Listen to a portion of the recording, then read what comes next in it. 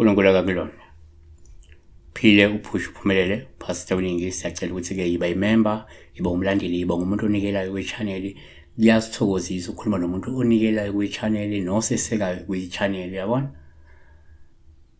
Uyafona kusongo 9 ku-5 ntambama Monday to Friday kuphela, awongu-WhatsApp nangebhadi nangephutha. Yandiswa Mathenja uphupha udla inhlabathi chazana kabingelela kaceli ngenza kwethu angazi ukuthi kubonakalaphi impela kulabantu abangakhona ukubingelela kodwa abafunayo ukusizwa.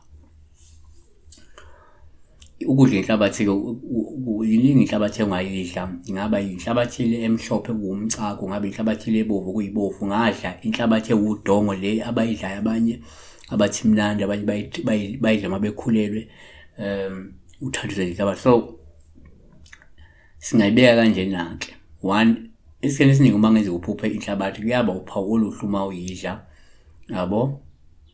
Nje ngoba lusho ukuthi ingenzeka uyakhonjezela ukuthi kumele usukume noma-ke ukhuleke. Kungenjalo ingase iphazamiseke inhlala kahle, udonse kanzima ngokuze imali ngenxa yokuphazamiseka komklamo wakho noma-ke kwebhizinisi okanye umsebenzi wakho usuke kuyisexwayiso, ngiyabona. uMikha 7:17 ngiyakukhotha, bayakukhotha uthuli njengenyoka, ngiyabona, baphume bethuthumele njengezinto ezinabuzela emhlabathini ezindaweni zazo ezivalelweyo. Kanti number 2, kuyenzeka ukuthi uma uphupha inhlabathi kube uphawu oluhle nje uma uyidla, lusho ukuthi kungenzeka usuke ukhonjisa ukuthi ukhulelwe futhi ungase ubelethe kanzima noma-ke uthwale kanzima ngenxa yokukhulelwa kwakho, yabona. 3, kwesinye isikhathi uma uphupha inhlabathi kuwuphawu oluhle uma uyidla, lusho ukuthi nje kungenzeka ukhonjisa ukuthi nakuba ungamile kahle ngokwezeyimali kodwa isimo sizoshintsha ngenxa yokuthi uzozithola izindlela zokuphila noma unazo izindlela zokuphila, yabona.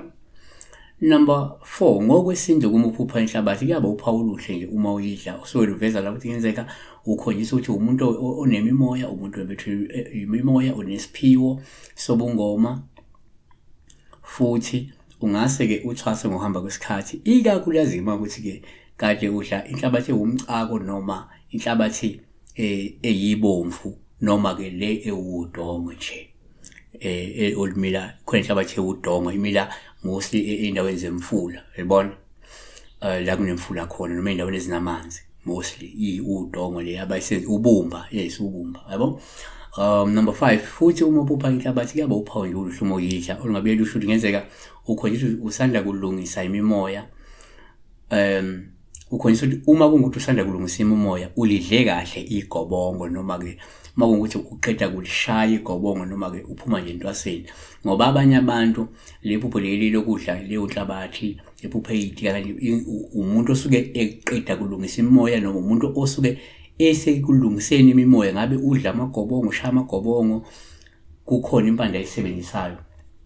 Number 6, kwabanye kuma uphupha inhlabathi kuyaba uphawu oluhle uma uyidla nje ukuthi kungenzeka uyakhonjisa ukuthi kumele ukhuleke phela usukume uthole-ke olunye usizo noma-ke ngoba umuntu onesitha esiyingozi futhi esinonya esikugadla ngedliso eliyingozi. Abanye-ke abantu kuyenzeka ukuthi angayidla inhlabathi ngoba kuwumuntu logadlwa ngedliso, yabona. Siyathola.